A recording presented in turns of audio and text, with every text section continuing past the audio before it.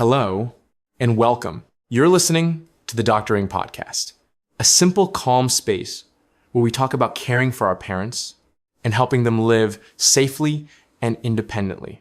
If you've ever worried late at night, thinking, what happens if something goes wrong and I'm not there? You're not alone, and this episode is for you. Let's get started.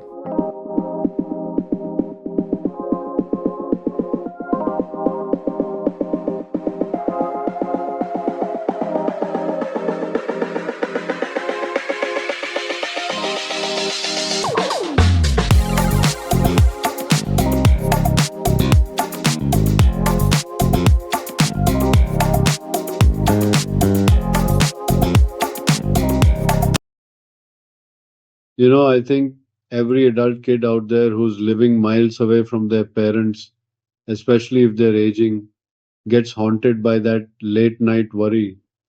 Like, what if something goes wrong and I'm nowhere close? It's not the kind of thing you say aloud, but it's always simmering. Absolutely. And I keep hearing this from folks in our workshops.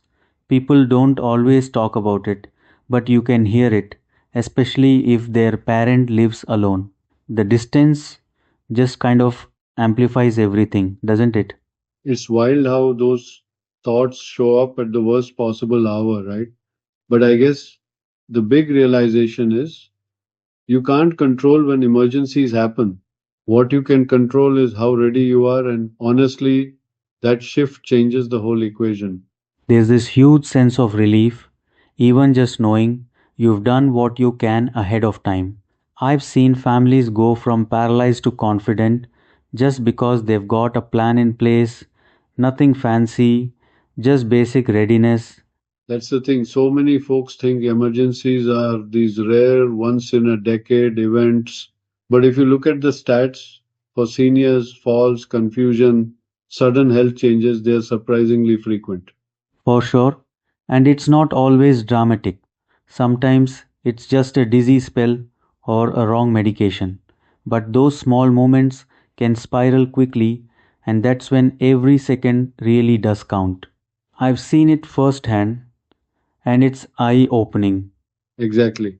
When something actually happens, you don't want to be scrambling for details like which medicine, what allergies, or even just a doctor's phone number.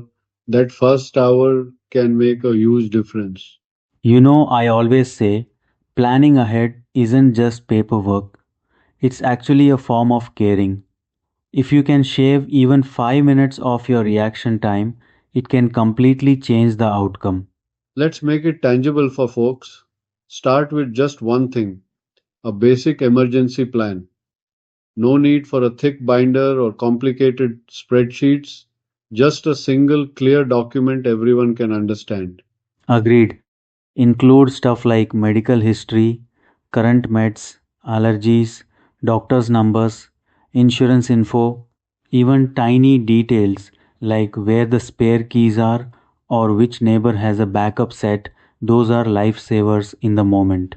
And honestly, don't rely on just digital copies. Print it out, pop one on the fridge, keep another near the bed, and share a version online with the family. Accessibility is everything when you're in a rush. It's funny, but sometimes the hardest part is just being honest about what could actually go wrong. Not in a doomsday way, but just acknowledging reality like, do your parents get dizzy? Have there been close calls already? Exactly. And is there a neighbor nearby who could help?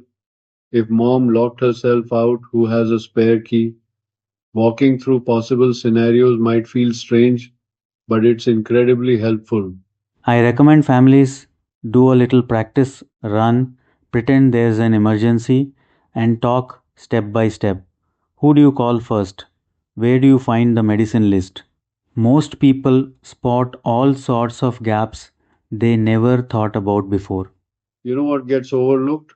So often, the first person on the scene isn't an EMT or doctor, it's the neighbor next door or the building security guy.